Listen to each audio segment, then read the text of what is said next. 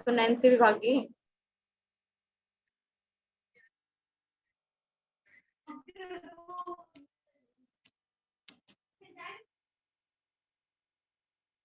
तो कल वाले में हमने इकोलॉजी का इंट्रोडक्शन करा था और उसकी थोड़ी सी हिस्ट्री के बारे में भी पता किया था, ठीक है। पर उसमें क्या है, मैंने ये कुछ चीजें जो है ये स्किप कर दी थी क्योंकि यहाँ पे जो बहुत सारे साइंटिस्ट के नेम हैं, एज यू कैन सी, हम एक एक को उठा के चलेंगे तो ज्यादा टाइम कंज्यूमिंग है ये।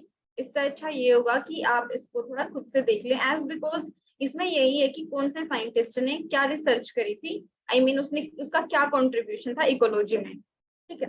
अब वहीं पे अगर हम बात करते हैं, थोड़ा सा बैक चले जाते हैं, जैसे कि इसने बोला है इंडियन सिनेरियो के अंदर अगर हम देखते हैं जो हमारी धार्मिक किताबें हैं जैसे कि रामायण है, महाभारत है, ठीक है, जो हमारे वेद हैं, संहिताज हैं, तो ये जो हमारी जो किताबें हैं इनमें क्या है, इकोलॉजी के बारे में वहां भी बात करी गई है, ठीक है। वहां पे इस चीज का हमने ये जो वर्ड इन्वेंट करा है इकोलॉजी, ठीक है, वो नहीं था, बट स्टिल कुछ ऐसी चीजें हैं जो वहां पे ये बताती हैं कि एनवायरमेंट पे डिपेंड हम शुरू से ही हैं, ठीक है। जैसे कि जब पहले किसी को कोई बीमारी हो जाती थी, ठीक है, उसकी तो मेडिसिन जो थी, जो उसको दवाइयां दी जाती थी, जो सर्जरी के लिए उसके जो भी ट्रीटमेंट के लिए यूज करा जाता था, वो मोस्टली प्लांट्स के एक्सट्रैक्ट होते थे, है ना, प्लांट्स को यूज करा जाता था। तो बेसिकली उस टाइम पे भी क्या था, प्लांट और एनिमल इकोलॉजी दोनों उस टाइम पे एग्जिस्ट करते थे, बट टर्म्स थोड़ी अलग थी, उन्होंने इतना डीपली नहीं सोचा था, बट स्टिल उस टाइम पे एग्जिस्ट करते थे। बहुत स्टार्टिंग से, शुरू से ही हम एनवायरमेंट पे डिपेंड चल रहे हैं। कोई भी बायोटिक है, बायोटिक चीज है, एबायोटिक तो नहीं भी कहेंगे, बट बायोटिक जो मेनली है वो क्या है, वो एबायोटिक फैक्टर और बायोटिक फैक्टर एक दूसरे पे डिपेंड होके आगे चलती है, ठीक है। So the basic concept of ecology in India begin हो गया था बहुत पहले ही।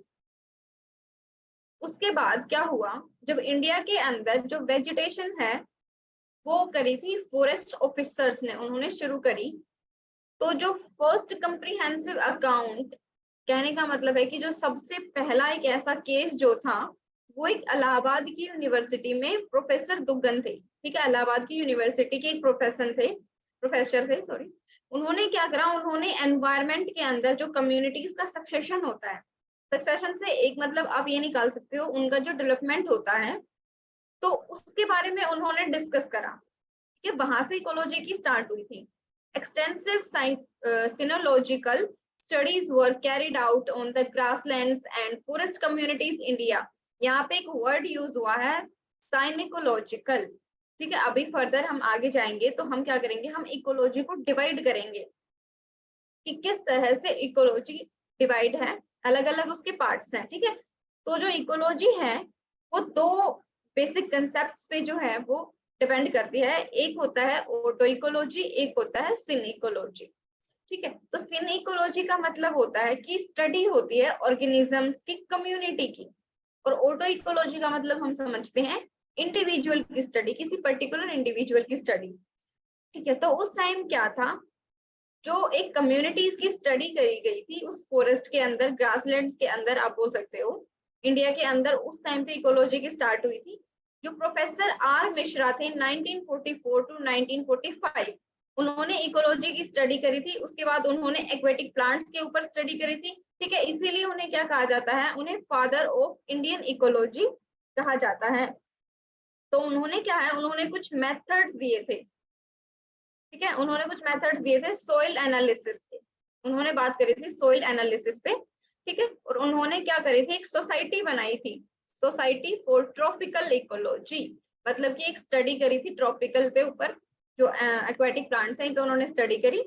उन्होंने एक सोसाइटी एस्टेब्लिश करी 1958 में, और जो school of ecology at Banaras Hindu university 1960 में, ठीक है। तो आप देख सकते हो कि इन्होंने कितना कुछ करा है इकोलॉजी को स्टार्ट करने के लिए, दैट्स व्हाई इन्हें फादर ऑफ इंडियन इकोलॉजी कहा जाता है।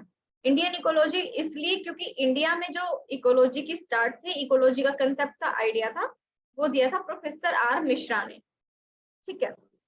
जैसे जैसे स्टडी जो है वो एडवांस होती गई, आगे बढ़ती गई, तो इकोलॉजी के जो लिंक थे वो फर्दर बायोलॉजी से, साइंस से रिलेटेड हमने आगे फर्दर उनको रिसर्च में इंक्लूड कर दिया। जैसे ही टाइम पास होता गया, आई मीन टाइम निकलता गया, तो जो इकोलॉजिकल रिसर्चर्स थे, इकोलॉजिकल रिसर्चर्स मतलब कि मेनली वो साइंटिस्ट जो कि काम करते थे इकोलॉजी की स्टडी के लिए, ठीक है। उन्होंने एनवायरमेंटल की अलग अलग कंडीशंस को देखा, जैसे कि पोल्यूशन है अलग अलग टाइप की वेजिटेशन के ऊपर, और किस तरह से उनके जो कंपोनेंट हैं वो क्या क्या इनिशिएट करते हैं एनवायरमेंट के अंदर, ठीक है। उसके बाद कुछ एजेंसीज हैं जैसे कि एमएबी, एमएबी की फुल फॉर्म क्या होगी, man and biosphere programme of UNESCO, ठीक है। एंड आईयूसीएन, आई थिंक ये नाम तो सबने सुने ही होंगे, आपके फुल फॉर्म इनकी थोड़ी ध्यान रख लेना, international union for conservation of nature and natural resources. ये कहाँ पे इस्टेब्लिश्ड है, it is in the Switzerland, that focus their work on biological basics of productivity and human welfare for farmers, ठीक है। ये तो थी हमारी हिस्ट्री कि इकोलॉजी क्या है, ठीक है। इकोलॉजी कहाँ स्टार्ट हुई थी, कहाँ पे एंड हुई, एंड तो अभी तक हुई नहीं है, खैर। बेसिकली आई वांट टू से कि इकोलॉजी का स्टार्ट किस तरह से हुआ था, वर्ल्ड में कैसे हुआ था, इंडिया में कैसे हुआ था और किसने करा था, ठीक है। तो इस पे बेसिक पे जैसे एक क्वेश्चन है, discuss in the brief the contribution of various scientists in the development of modern ecology। देखो इस क्वेश्चन में उसने पूरा का पूरा सीन पूछ लिया। अभी तक जो हमने बात करी, इसने सीधा बोला है कि जितने साइंटिस्ट आप याद रख सकते हो, साइंटिस्ट हैं कितने भी कंट्रीब्यूटेड थे, जितना आप याद रख सकते हो, पूरे के पूरे इसके अंदर चिपका देने हैं। उनका क्या क्या रोल था, उन्होंने क्या क्या सर्च करी थी, क्या क्या उन्होंने कंसेप्ट दिए थे, ये सारी बातें आपको इस क्वेश्चन के अंडर बतानी पड़ेगी। तो ऑब्वियसली अगर आपको ये क्वेश्चन अटेम्प्ट करना है तो वही पहले वाला टॉपिक पूरा का पूरा अच्छे से रट लेना। Okay, so now we are going to talk about the subdivision of ecology. देखो एट प्रेजेंट जो भी हम पढ़ते हैं, ठीक है, मोस्ट प्रोबेबली उसको हम डिवाइड कर देते हैं फर्दर पार्ट्स में। अभी हमने देखा इकोलॉजी एक ऐसा सिस्टम है जिसमें बायोटिक एंड बायोटिक कंपोनेंट्स जो है वो एक दूसरे पे डिपेंड रह के अपनी लाइफ को प्रोसीड कर रहे हैं। अब वहीं पे हम देखते हैं कि इकोलॉजी के भी फर्दर पार्ट्स हैं, बिकॉज हमारा जो यूनिवर्स है, यू कैन से, बहुत ही ज्यादा बायोडाइवर्सिटी है इसमें, ठीक है। अगर हम बात करें तो हमारे इंडिया में भी बहुत ज्यादा बायोडाइवर्सिटी है, बट हम बात कर रहे हैं all over, not only India. Okay, so बहुत ज्यादा बायोडाइवर्सिटी है। सो उसके बेसिस पे और यू कैन से उसकी वजह से हमें हर चीज को स्टडी करने के लिए माइनर पार्ट्स में डिवाइड करना होता है, ताकि हमारी जो स्टडी है वो इजी हो जाए, ठीक है। तो इकोलॉजी जो है हम उसे डिवाइड करते हैं दो टाइप से, ठीक है। इकोलॉजी के हैं दो टाइप्स, एक है animal ecology and second one is the plant ecology. अब हमने एनिमल और प्लांट इकोलॉजी तो डिवाइड कर ली, अब ये भी तो पता होना चाहिए कि ये क्यों डिवाइड करी है, किस तरह के ऑर्गेनिजम्स हम कैटेगरी के अंदर रखेंगे। क्या मॉडर्न इकोलॉजी या जो इकोसिस्टम है इसको हम डिवाइड करते हैं दो टाइप से, एक होती है autecology and the second one is the synecology. इस बारे में वैसे मैं तुम्हें पहले बता चुकी हूँ, अभी अभी मैंने बताया था कि ऑटो इकोलॉजी का मतलब होता है स्टडी ऑफ अ इंडिविजुअल, किसी एक पर्सन की अगर हम स्टडी कर रहे हैं एनवायरमेंट के साथ, कि एक पर्सन, एक ऑर्गेनिज्म, कोई भी हो सकता है, एक प्लांट यू कैन से, तो वो अपने एनवायरमेंट में किस तरह की इंटरेक्शन शो करता है, किस तरह से वो बेनिफिट होता है एनवायरमेंट से, किस तरह से वो उनके साथ कम्युनिटीज बनाता है, ठीक है। तो एक इंडिविजुअल की स्टडी जो है वो है autecology, and if we talk about the synecology then this is the study of community. Okay, this is the study of a group you can say with, और सिर्फ study उनकी नहीं करनी है, उनकी स्टडी करनी है environment के बेसिस पे कि वो एनवायरमेंट पे किस तरह का रिलेशनशिप रखते हैं, ठीक है। The division has been made on the basis of study of individual organism or a group of organism, as I already said. इसके बाद ये चीजें मैं अभी अभी आपको बता चुकी हूँ, what is autoecology and what is synecology. So हम आगे बढ़ते हैं. It has also been broadly classified into two types depending on the study of habitat. अभी हमने दो टाइप में डिवाइड करा था on the basis of organism number, कि कितने जो ऑर्गेनिज्म हैं कितने ग्रुप में है, या फिर एक अकेला ऑर्गेनिज्म को हम स्टडी कर रहे हैं, ठीक है। तो इसके बेसिस पे अभी हमने डिवाइड करा था ऑटो इकोलॉजी और इकोलॉजी में, उससे पहले हमने डिवाइड करा था एनिमल और प्लांट इकोलॉजी। अब उसके बाद हम डिवाइड करते हैं on the basis of habitat. Habitat का मतलब क्या है कि वो कौन सी जगह पे रहते हैं, किस तरह के एनवायरनमेंट में रहते हैं, किस तरह की कंडीशंस उन्हें चाहिए खुद को सरवाइव करने की। Aquatic ecology and the second one is the terrestrial ecology. What is aquatic ecology? Aquatic ecology के अंदर क्या होता है, जो वाटर में रहने वाले जो एनिमल्स हैं या ऑर्गेनिजम्स हैं उनको हम एक्वेटिक इकोलॉजी के अंडर रखते हैं। इसको भी हम फर्दर डिवाइड कर सकते हैं लाइक फ्रेश वाटर और मेराइन वाटर या फिर इटेरियन। ठीक है, तो इस तरह से हम इसको फर्दर डिवाइड कर सकते हैं कि वाटर की क्वालिटी कौन सी है, इज इट फ्रेश वाटर और इज इट मेराइन वाटर। ठीक है, if we talk about the terrestrial ecology, this includes study of living organism. अभी तक जो हमने बात करी है ऑर्गेनिज्म, तो वो भी लिविंग ही है, एक्वेटिक वाले भी लिविंग ही हैं, टेरेस्ट्रियल वाले भी लिविंग ही हैं, बट एक्वेटिक वाले क्या है, वो वाटर में है, और ये वाले क्या है, ये नॉर्मल फॉरेस्ट के अंदर हैं, ग्रासलैंड्स हैं, क्रॉप प्लांट्स हैं, डेजर्ट हैबिटेट्स हैं। ठीक है, इनको फर्दर हम डिवाइड करते हैं फॉरेस्ट, ग्रासलैंड, क्रोपलैंड्स, डेजर्ट हैबिटेट। तो इसके बाद आगे भी हम इकोलॉजी को सब डिवाइड कर रहे हैं अलग अलग एस्पेक्ट के बेसिस पे। अब मेनली इनमें आगे इंक्लूड करता है व्हाट इज ऑर्गेनिज्म इकोलॉजी, कि ऑर्गेनिज्म इकोलॉजी क्या होती है। It is based on the relationship of living organism. देखो इसका इसने टर्म यूज करी है ऑर्गेनिज्म इकोलॉजी। थोड़ा समझो, व्हाट ऑर्गेनिज्म इकोलॉजी मतलब ऑर्गेनिज्म की इकोलॉजी, इसका मतलब क्या है, ऑर्गेनिज्म टू ऑर्गेनिज्म हम बात करेंगे कि एनिमल या प्लांट का रिलेशन कैसा है, एनिमल या एनिमल का रिलेशन कैसा है, किस तरह से एक दूसरे पे डिपेंड करते हैं, प्लांट या प्लांट का रिलेशन कैसा है, हम वो भी देख सकते हैं। ठीक है, तो इनकी जो इकोलॉजी है वो हम देखते हैं एबायोटिक फैक्टर्स के साथ भी हम देखते हैं कि प्लांट जो है वो किस तरह से लाइट, सोइल, वाटर, इन चीजों पे डिपेंड करता है। उसी तरह से जो ऑर्गेनिज्म है, जो एनिमल्स हैं, वो किस तरह से प्लांट्स पे डिपेंड करते हैं, या उन्हें भी लाइट चाहिए, उन्हें भी एयर चाहिए। ठीक है, so this is the organism ecology. So moving to the next, that is behaviour ecology. What is behaviour ecology? जैसा कि आप देख सकते हो, नाम इंडिकेट कर रहा है इसका बिहेवियरल, यानी कि बिहेवियर ऑफ लिविंग ऑर्गेनिजम्स। इसमें क्या हम देखते हैं, लिविंग ऑर्गेनिजम्स का बिहेवियर देखते हैं कि किस तरह से जो चेंजिंग एनवायरनमेंट है, जैसे कोई कंडीशन चेंज होती है एनवायरनमेंट की, तो वो किस तरह से बिहेव करता है उन कंडीशंस में। ठीक है, उसके बाद हम देखते हैं पॉपुलेशन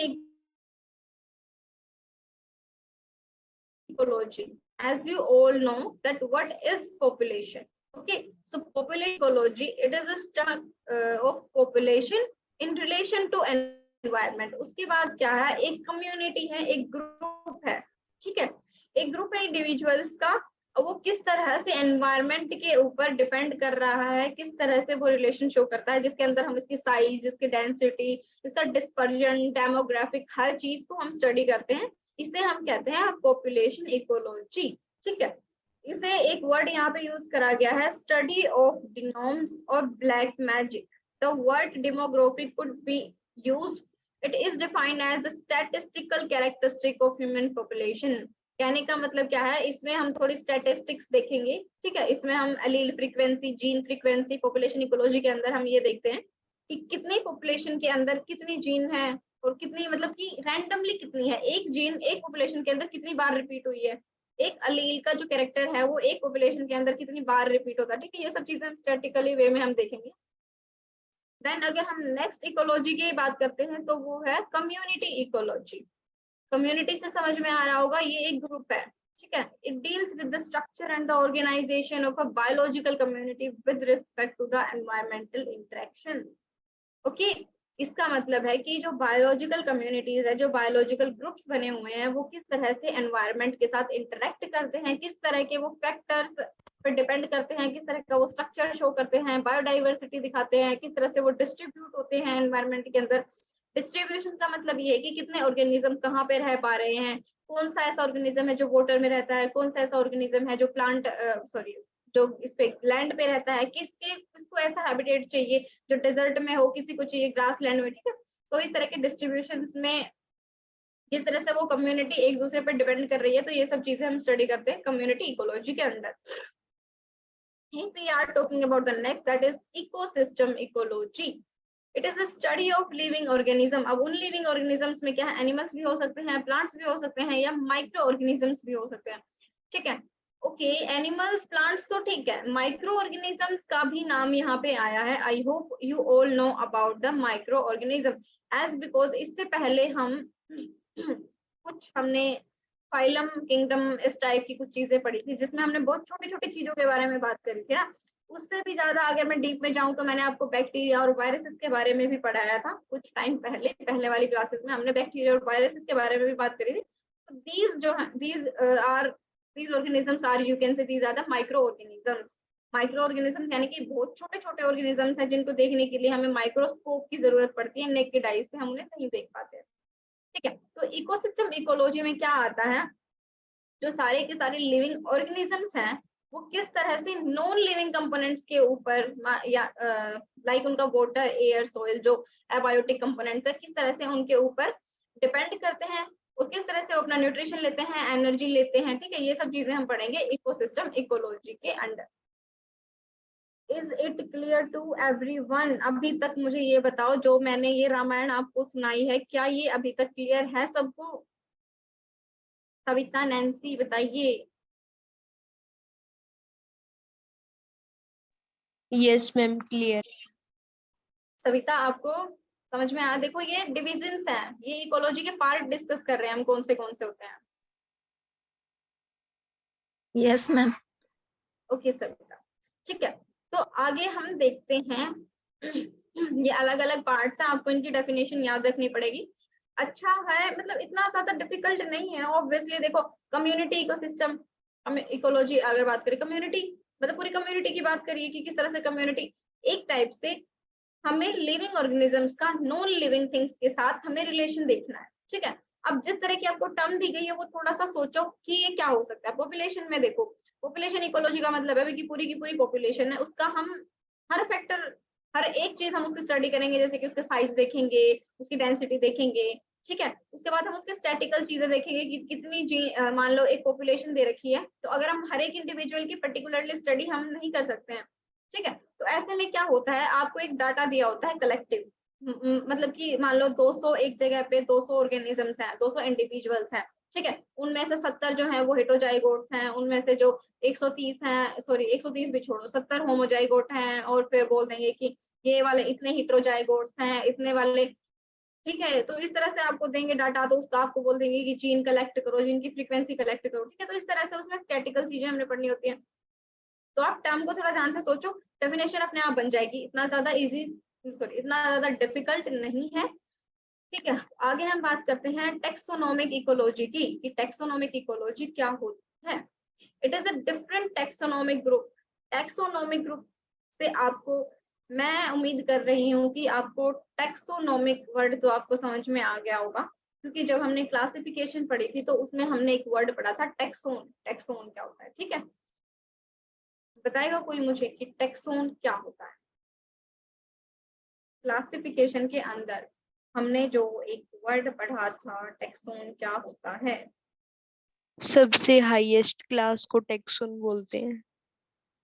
कविता, आप बताओ।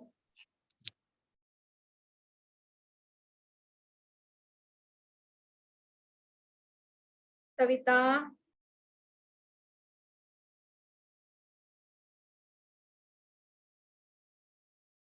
देखो इसमें यहाँ पे एक वर्ड है टेक्सो, एक होता है टेक्सोन, एक होता है टेक्सोनोमी, ठीक है। तो एक हम सिस्टम मान के चलते हैं, ऑर्गेनिजम्स को हम क्या कर रहे हैं, हम क्लासिफाई कर रहे हैं उनको, एक स्टेजेस पे हम उनको डिवाइड कर रहे हैं, ठीक है। उसकी जो एक स्टेज है ना, मान लो जैसे, और किसी को हम स्पीशीज, जीनस, फाइलम इस तरह से डिवाइड करते हैं, तो वो जो एक स्टेज है वो है टेक्सोन, है ना। उसको फिर हम फर्दर उसमें डिवाइड करते हैं, डिवीजन, सब डिवीजन, ठीक है।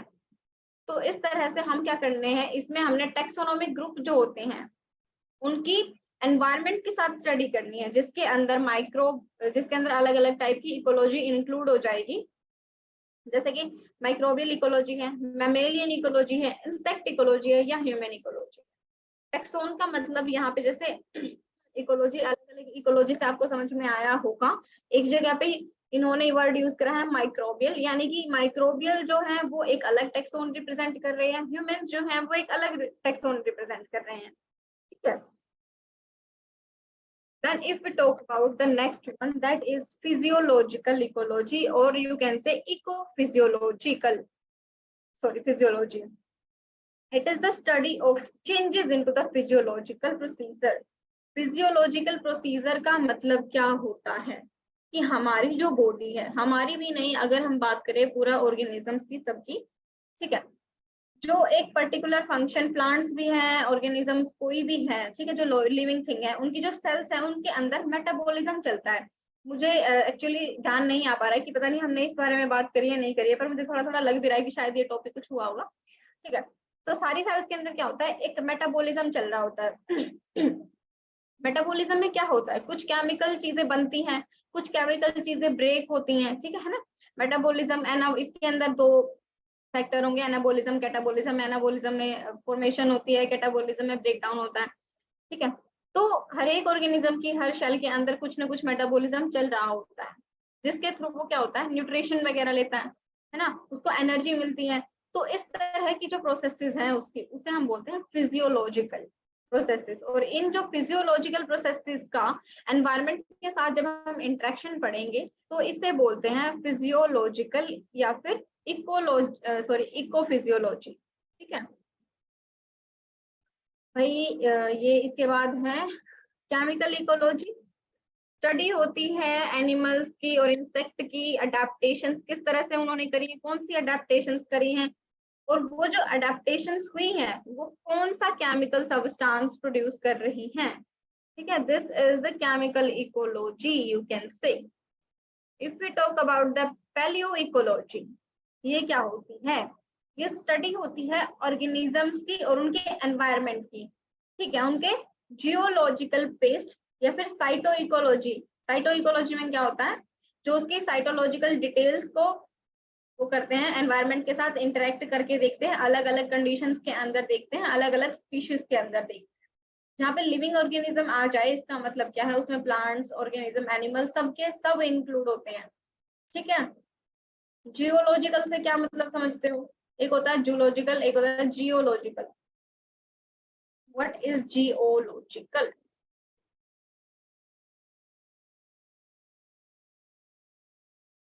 देखो, एरिया, किसी एरिया के बारे में जो स्टडी होती है। है ना, ठीक है। तो एक पर्टिकुलर एरिया के अंदर, जिसके अंदर उसकी सॉइल, वाटर, उसकी सारी चीजें इंक्लूड होगी, उसकी कंडीशंस, उसकी वेदर, सारी चीजें इंक्लूड हो गई हैं।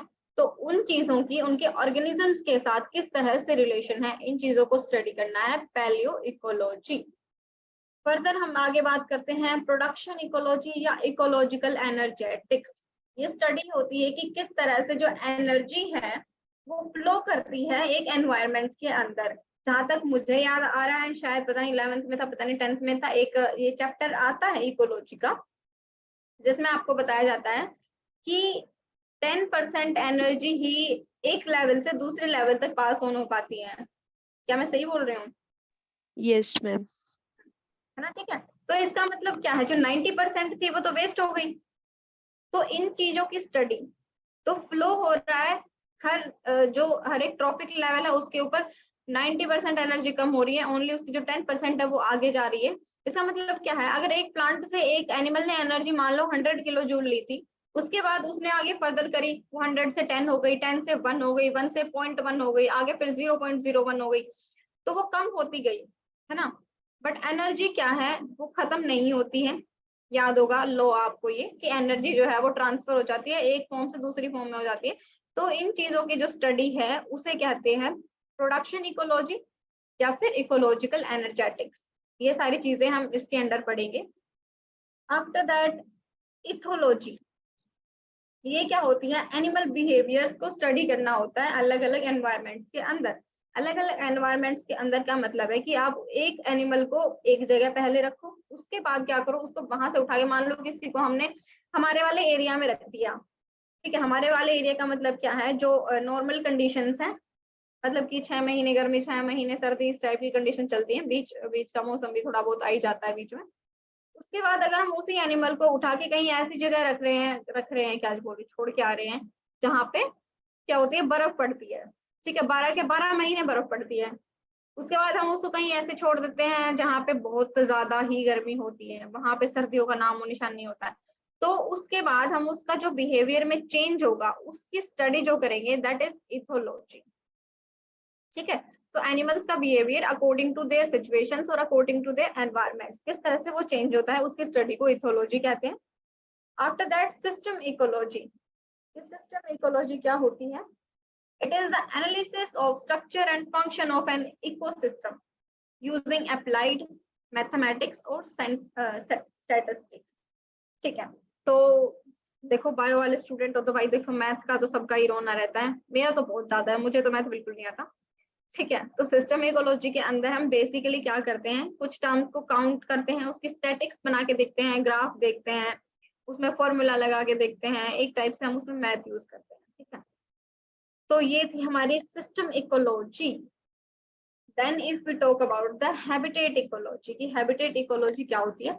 अभी अभी मैंने जो ये वर्ड है हैबिटेट, इसके बारे में बताया था कि हैबिटेट का मतलब होता है कि किसी भी ऑर्गेनिज्म को किस जगह पे हम छोड़ रहे हैं, कैसी जगह पे वो रह रहा है, कैसी वो कंडीशंस है जिनमें वो रहता है, ठीक है। तो इसके अंदर हम क्या करेंगे, ऑर्गेनिजम्स को है अलग अलग हैबिटेट्स के अंदर रख के उन ऑर्गेनिजम्स की स्टडी करेंगे। some other branches of ecology and such a conservation ecology, कुछ और भी हैं जैसे कि कंजर्वेशन इकोलॉजी है, प्रोडक्शन इकोलॉजी है, स्पेस इकोलॉजी है, रेडिएशन इकोलॉजी है, वो भी रिकॉग्नाइज हो चुकी हैं, उनके बारे में भी जानना है। पर अभी तक आई तो तुम्हें ये चीजें याद रहनी चाहिए। ऑटो इकोलॉजी क्या होती है, सिन इकोलॉजी क्या होती है, ठीक है। उसके बाद उनको डिवाइड करा गया है, कौन से बेसिस पे डिवाइड करा गया है ये तुम ध्यान रखना, aquatic, terrestrial, then organism behavioral and population, community and ecosystem, then taxonomic and physiological, chemical paleoecology, production ecology, ethology and system ecology, and last one is the habitat ecology। मुझे ये बताओ क्या इसमें किसी को कोई समस्या है भाई, इनमें कोई डेफिनेशन समझ नहीं आई हो तुम्हें?